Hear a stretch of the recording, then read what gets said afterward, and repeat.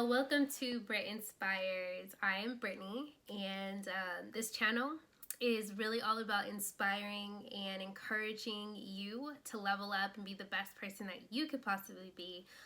We talk a lot about mindset and just different topics that are really just helpful and pushing you through your journey and helping you find new truths that can help you work through some different challenges that you might be facing. I like talking about manifestation, some entrepreneurship as well is always really good to have a good mindset in going into anything that you're trying to create. So today on this video, I want to talk about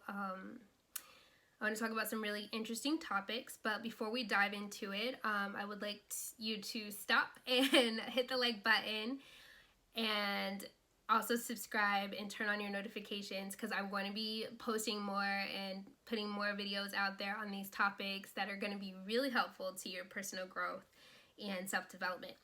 Okay, so today without any further delay, we're going to talk about really transforming and changing from the old self to the new self. And the perspective that the angle that I'm coming with this topic from is really like looking at it from a biblical perspective as well as a self-development perspective, because it's interesting. The book that I'm reading from right now and that I'm learning from gives some really good insights on some of the topics that I want to talk about. So we're going to talk about the term repentance. So when I always thought of repentance as being turn from your sin and just be, turn away from your sin. But I never really thought about it as being a change of mind. Not just turning from your sin, but actually having the change and shift in behavior. And so it's really interesting. I'm reading two books right now. One is The Mystic Path to Cosmic Powers, and then the other one is Compound Effect. And it's interesting because these two books have a very different approach to dealing with life and all different kinds of affairs. We have this book that's more spiritual, and it's talking about being indifferent towards whether you gain or whether you lose, having this indifference about it. Care, but not so much, because if you care too much, you're focusing on the negative and it brings more negative into your experience. And so then we have the compound effect, which talks about how you can really structure and create your life build habits that actually compound into successes and wins for you. And I see such a strong correlation between the two. And for me, as I'm gaining understanding of what these two authors are sharing and really understanding how these concepts work together, I'm like, wow, it's all clicking as it comes down to a change in behavior. And changing behavior is not always easy. I know for me, I have been really going through this season of trying to change different behaviors in my life, and literally wanting to have more of a shift and change in like how I handle situations, what I'm eating, working out daily, reading daily, doing a morning ritual. All of these are new habits that I'm cultivating and creating. And I'm realizing for the first time in a while, I'm having a mind shift and a mindset change. So my mind is changing, which goes back to that word repentance, to turn away, to change one's mind.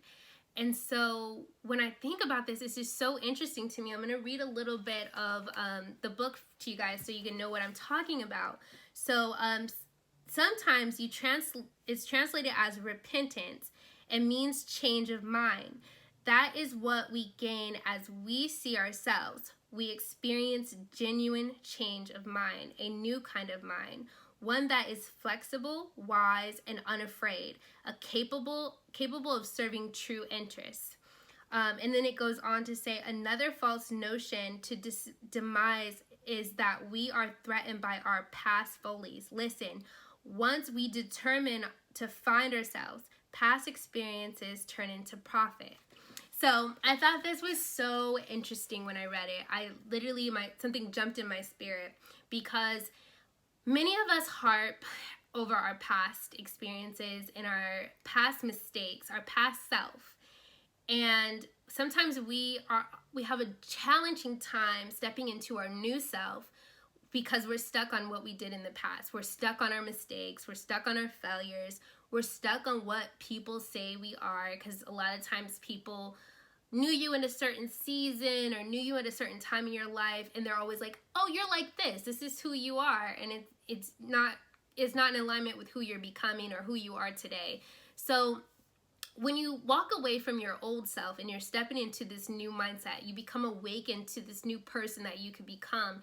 And you're stepping into that today. You're walking into being the person that you want to be. And that's a part of getting rid of the old self. And in a biblical sense, like if you're thinking about what Christ says about taking and turning from the old self, it comes down to this transformation of letting go of the flesh, the old body, and stepping into a new self and a new body. And that's transformation.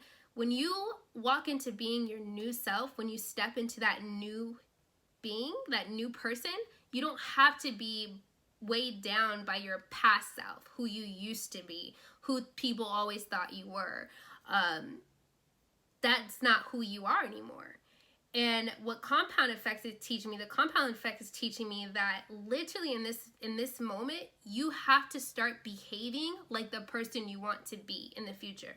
So if you want to be successful and be an entrepreneur and take over and build a big company, you can't continue in your old self habits. You can't continue doing the same old stuff that you've been doing before, because that's going to create the same result of the old self. Just like in Christianity, you cannot be a Christian and still want to live in that life of your old self, because once you really discover and experience true transformation, you don't want the old self anymore. You don't want the old habits anymore. You don't want to just sit on the couch and eat, fattening foods when you realize you want to be fit.